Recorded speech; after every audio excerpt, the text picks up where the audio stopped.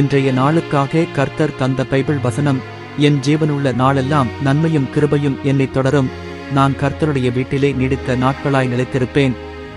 சங்கீதம் புத்தகத்தில் இருந்து 23ஆம் அதிகாரம் 6ஆம் வசனம். வசன விளக்கம். இந்த வசனம் தாவீதின் மிக அழகான நம்பிக்கையை பிரதிபலிக்கிறது. அவர் கூறுகிறார், நன்மையும் கிருபையும் என்னைத் தொடரும் என்பது தேவனுடைய அன்பும் அருளும் என் வாழ்க்கை முழுவதும் என்னோடு இருப்பதைக் குறிக்கிறது. தேவன் தம்முடைய மக்களிடம் நன்மையையும் கருணையையும் அளிக்க வழிகிறார்.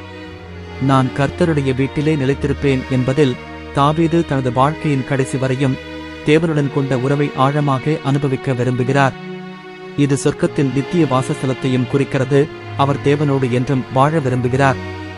மூல கருத்து: தேவனுடைய நல்லதையும் கருணையையும் நம்முடன் தொடர்ந்து அனுபவித்து அவருடைய சந்நிதியில் என்றும் வாழும் ஆசையை இந்த வசனம் நமக்கு புகட்டுகிறது.